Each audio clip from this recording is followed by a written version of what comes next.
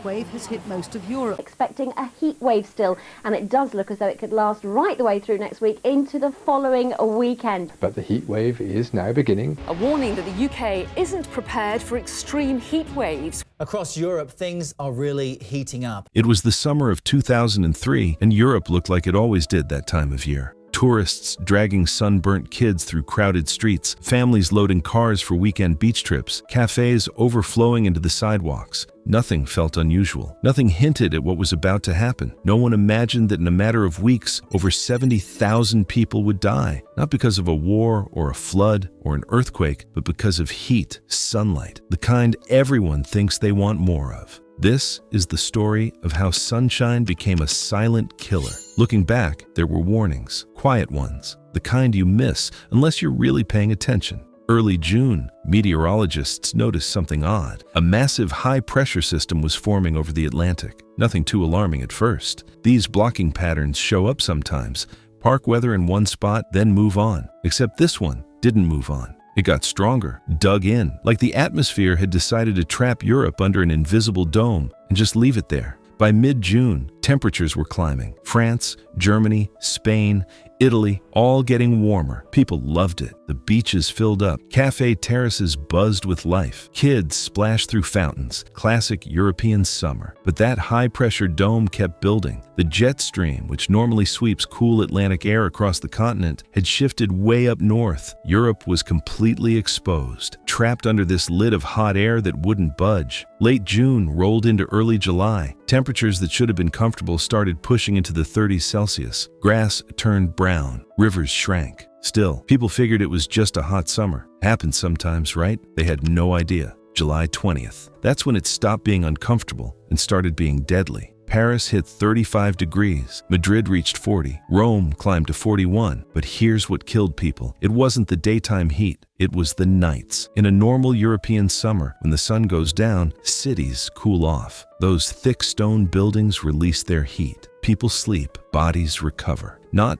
in 2003. Paris at 3 in the morning, still 25 degrees. Those gorgeous old limestone buildings everyone photographs, the ones built centuries ago to hold heat during brutal winters, they'd turned into ovens. And people were baking inside them. No relief, no break, just relentless heat. 24 hours a day. Tens of thousands of elderly people were slowly dying in their apartments. Most didn't have air conditioning. Why would they? Paris had never needed it. They did what they'd always done, closed the shutters to keep the sun out. But this time, it backfired. The apartments just trapped the hot air inside. And these people were alone. Their kids had moved away. Their neighbors were on vacation. It was August in France. Everyone who could leave had left. The ones who couldn't were dying. August 1st. Emergency rooms started seeing them. Elderly patients stumbling in, confused, dehydrated, bodies failing. Doctors treated them one by one, not understanding what they were witnessing. How could they? Nothing like this had ever happened in modern Europe. When your body can't handle extreme heat, it breaks down. Your heart works overtime trying to cool you off, but dehydration makes your blood thick, sludgy. Your kidneys struggle. Your organs shut down. For the elderly, whose bodies can't regulate temperature well anymore, it's a death sentence. Early August. Switzerland, Germany, and Britain were all breaking temperature records. Britain hit over 38 degrees for the first time in recorded history. But France had it worst. August 10th, Paris shattered its temperature record, hitting over 40 degrees. The metro became hell. Some stations reached 46 degrees. Workers fainted. Trains broke down. The entire infrastructure built for cold winters and mild summers was collapsing. Out in the suburbs, in nursing homes without air conditioning, people were dying faster than anyone could count. That's when Patrick Pelloux started screaming for help. Pelloux was an emergency doctor at Saint-Antoine Hospital in Paris, head of the Union of French Emergency Physicians. By early August, he was watching his hospital drown. Patients collapsing from heat. Not enough staff, not enough supplies, not enough ice, not enough anything. He went on national television and said it straight. The problem is real. We have sick people here who are dying. His hospital had no air conditioning. They were running out of ice,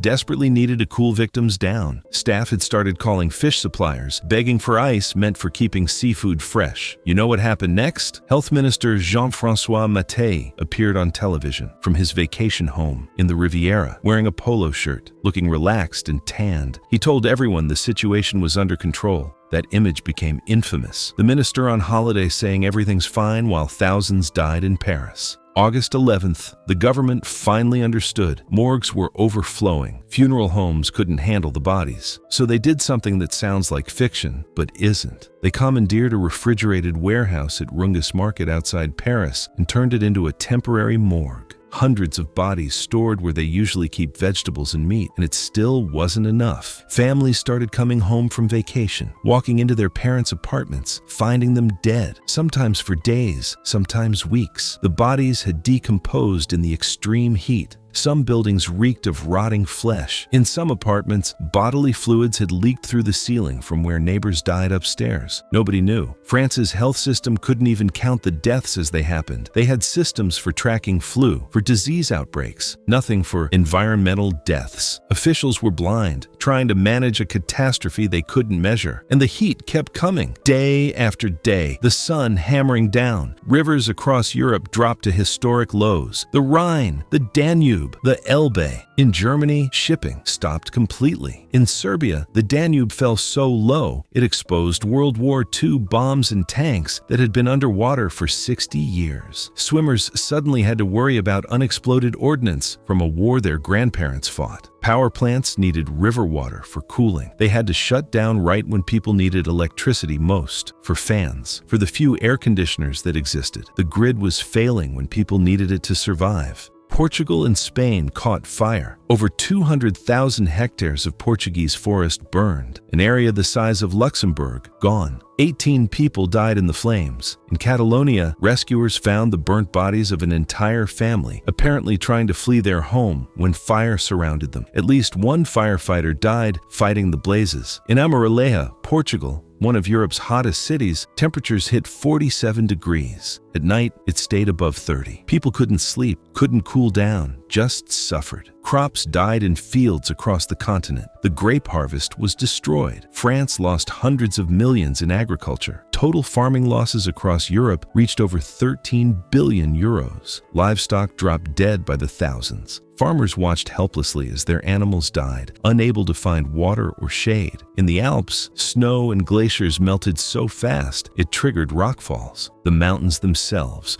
were falling apart. August 13th, finally, a cold front pushed in from the Atlantic. Temperatures dropped, rain fell. The dome of heat that had been suffocating Europe for weeks finally shattered. The heat wave was over. The counting had just begun. France, almost 15,000 deaths in August alone, nearly 19,000 for the whole summer. Germany, 7,000 dead. Spain, somewhere between 6,000 and 13,000, depending on how you count. Italy, Portugal, Britain, the Netherlands, Switzerland. The numbers kept climbing. Total, over 70,000 people dead in 2 weeks, the deadliest climate disaster in modern European history. Most were over 75. Most lived alone. Most died in their own homes. Many weren't found for days. In Paris, the death rate was more than double a normal summer, and almost everyone who died at home had been living alone. September 3rd. There were still 57 unclaimed bodies in Paris. Nobody came forward to identify them. Nobody came to bury them. The city held a mass burial for these forgotten victims. Think about that. In one of the richest, most advanced cities on Earth, dozens of people died, and nobody claimed their bodies. The aftermath was brutal. How does this happen in modern Europe? How do 70,000 people die? In countries with advanced healthcare and early warning systems, the answers were ugly. France's August vacation culture meant millions of people, including doctors and government officials, were gone when it got bad. Families left elderly relatives behind, figuring they'd be fine for a few weeks. Nursing homes ran skeleton crews. Emergency systems weren't built for this. Health Minister Mattei eventually resigned, but people weren't just angry at politicians. They were angry at themselves, at French society. How did we let our elderly die alone and forgotten? Richard Keller, a historian who later wrote Fatal Isolation about the disaster, investigated about 60 Parisians whose bodies went unclaimed. He talked to their neighbors,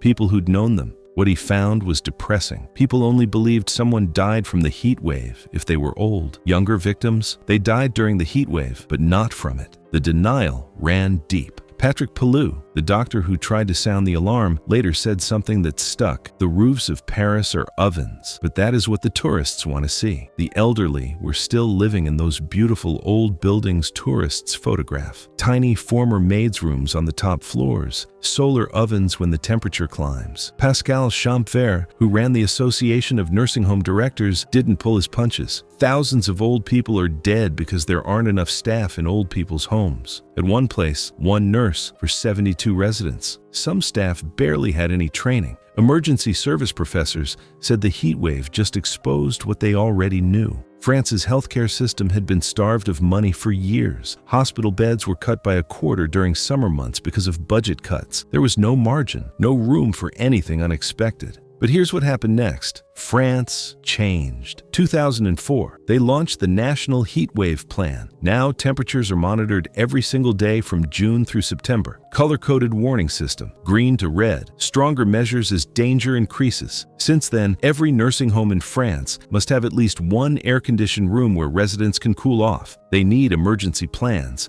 to get extra staff if needed. Local governments encourage anyone over 65 or disabled to register for phone check-ins during heat alerts. If someone's in distress, operators connect them with doctors or send help. Red alert, the national government steps in. Local authorities can shut down events, close facilities. Summer 2019, when France hit record temperatures again, they postponed national exams, told people not to go to work. The country basically shut down. Building codes changed. New construction has to meet heat wave standards. Paris started adding parks and green spaces. Urban greening creates cooling, especially when plants are watered during heat waves. Other countries followed. Britain launched its Heat Health Watch system. Heat action plans spread across Europe. Heat as a killer was finally taken seriously, and it worked. When temperatures soared again in 2019, France recorded only about 700 heat deaths. Still terrible, but nothing like 2003. The system saved thousands of lives. But here's the terrifying part. Climate scientists say 2003 was just a preview. That summer was the warmest in Europe for at least 500 years. Climate models show human-caused climate change made it at least twice as likely to happen. Research found about 70% of the Paris deaths could be directly blamed on human greenhouse gas emissions. A once-in-500-years event is now expected every decade or two. Scientists warned that in southern Europe, extreme temperatures will keep rising. Southern France hit 40 degrees in 2003. Future temperatures could reach nearly 50 degrees. And they were right. Europe's had major heat waves in 2006, 2010, 2015, 2018, 2019. In 2019, France hit 46 degrees, almost 2 degrees hotter than the 2003 record. Experts predict summers that hot could happen every other year by 2050. The economic damage was massive, $13 billion. Power plants shutting down, railway tracks buckling, London Underground unbearable. Productivity collapsed, but money doesn't capture it. 70,000 lives, thousands of families destroyed. A generation that survived World War II, rebuilt Europe from nothing, lived through the Cold War, only to die alone in the summer heat. Behind every number, someone's mother, someone's grandmother, someone's neighbor who died alone during what should have been an ordinary summer. The 2003 heat wave was silent. No explosions, no collapsed buildings, no floods, just empty apartments and overflowing morgues, and a continent that suddenly understood how fragile it really was. It proved something people didn't want to believe. Disaster doesn't always announce itself with sirens. Sometimes it arrives as sunshine and kills quietly, one forgotten person at a time. Europe's different now. Air conditioning is more common. Heat is taken seriously. Vulnerable people get monitored. Warning systems are sophisticated. Every summer, posters and TV ads remind people to stay alert. But the scars remain. Every summer when it gets hot, Europeans remember. The 70,000. They remember nature doesn't care about your technology or your wealth or your advanced society. They remember the deadliest disasters are the ones you don't see coming. Heat kills silently, doesn't announce itself. It just creeps into homes and slowly, quietly takes lives. That's the lesson. That's what Europe learned in 2003, as one official said. Afterward, 2003 was like something from the future, a warning it would come back, and it has, again and again, each time testing whether the lessons were enough. The roofs of Paris are still ovens. The elderly still live in buildings that weren't built for this heat. The climate keeps warming. Another deadly heat wave will hit Europe. The question isn't if, it's when, and whether they'll be ready.